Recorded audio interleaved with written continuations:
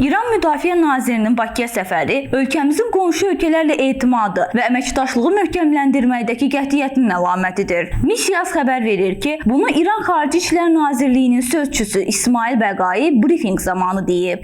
Qafqaz bölgəsi İran üçün vacibdir və oradakı əmin-amanlıq bizim üçün də sülh hesab olunur. Bu səfər ölkənin Xarici İşlər Naziri Abbas Əraqçının Bakıya səfərinin davamıdır, deyə siyasətçi vurğulayıb. Bəqai qeyd edib ki, bu görüşlər region ölkələri arasında anlaşmanı qorumaq və hər hansı şübhələri aradan qaldırmaq üçün vacibdir. Onun sözlərinə görə səfər zamanı müdafiə və təhlükəsizlik sahəsində əməkdaşlıq müzakirə olunub və səfər iki ölkə arasında etimadı gücləndirəcək. Xatırladaq ki, İran Müdafiə və Silahlı Qüvvələrə Dəstək Naziri Əziz Nəsirzadə 6 fevralda Azərbaycana səfər edib. Daşqın Həsənov, İlahə Qəmbərli, Heydər Həsənli, Missiya TV.